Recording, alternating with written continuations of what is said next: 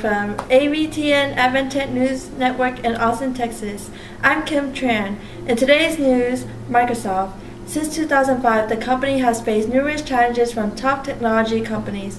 To hold on to its competitive advantage in the IT sector, Microsoft needs to employ various strategies. From your point of view, Jordan, what is the next big thing for Microsoft? Hey Kim, have you heard about Microsoft Windows Live Mesh released publicly on July 16th? It's a part of their live suite, and Microsoft hopes it will establish them as the dominant contender in the market of cloud computing. Unfortunately, Microsoft's major rival, Apple Inc., released their spin on cloud computing first, called Mobile Me. What is cloud computing exactly? IEEE Explorer contributor George Lawton puts it best. In cloud computing, users work with web-based rather than local storage and software. These applications are accessible via a browser and look and act like desktop programs. But how does this relate to Microsoft and Apple? Here's what ZD blogger Mary Jo Foley said about the July 11th release of Mobile Me. Apple's introduction of the successor to .Mac raises the question as to what's taking Microsoft so long to roll out Live Mesh. However, Mobile Me's launch failed. New York Times blogger David Pogue said that on July 16, Apple stated that the launch was a little rockier than they had hoped, and that 1% of the users, 20,000 people, could not access Mobile Me Mail. Assuming that Microsoft learned from that lesson, the headline from Information Week says it best. Web 2.0, Microsoft makes big bet for software plus services with Live Mesh. A prime example of conducting business at the edge of chaos. Nevertheless, Redmond Pi contributor Taib Assurd summarizes that Live Mesh is truly a game changer for Microsoft and the computing industry as we know it. Microsoft is on board with this new technology standard known as cloud computing, and I can't agree more. Thanks, Jordan. I understand that recently, Microsoft has come up with ad campaigns. What's the report on that, Ivan? That's right, Kim. As you know, senior tech editor of Popular Mechanics, Glenn Dower, best describes the rivalry between PC and Mac as a cultural divide on par with Pepsi and Coke. This is why Microsoft has launched two unique campaign ads to regain some of the customers that have jumped onto Mac's bandwagon. The first campaign ad is called Life Without Walls, which is a $300 million campaign intended to make over the image that, as Stuart Elliott of the New York Times says, has been tarnished by Apple.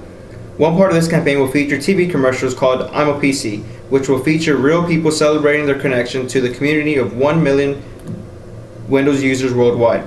The second part of this campaign allows you, as a PC user, to upload a photo or video and describe yourself, which will then be posted on their website showing the diversity of PCs.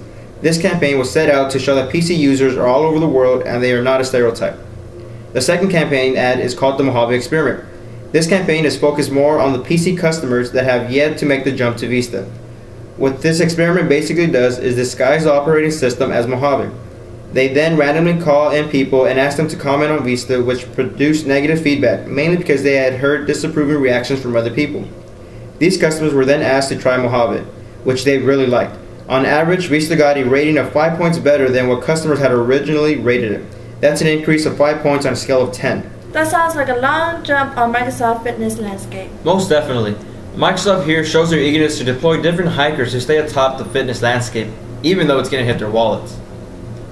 Thanks, Ivan. So, Brent, what's going on with the little blue E from Microsoft? As I'm sure many of you have noticed, when you turn on that Windows PC for the first time, one thing everyone will notice is that little blue E on the desktop, which is about to receive a much-needed upgrade. On August 27th, Microsoft released a second beta for the 8th installment of its popular web browser, Internet Explorer. Adding much-desired features such as private browsing, a new way to keep up live with sports scores and online auctions called web slices, and upgraded security along with speed closer to its competitors, IE8 is on track to become just what Microsoft needs to hold on to its market share.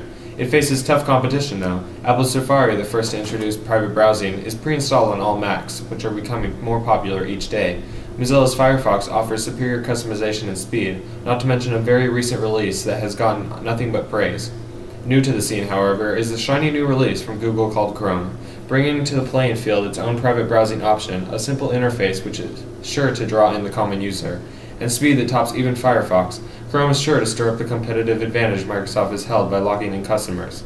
Internet Explorer has long been the popular choice for web browsing, holding nearly 70% of the market share. Coming pre-installed on Windows systems, many use Explorer mostly out of habit, as Lou Dolinar of Newsday states. But with the release of IE8, it may become a browser that people want. As browsers such as Firefox and Chrome continue to offer speed and customization that many users can't live without, Microsoft will need IE8 to be a strong force when it officially releases later this year. Thanks, Brent. As we can see, Microsoft is on the move and looks like there's no stopping them. This is Kim Tran reporting for ABTN, and that concludes today's news broadcast.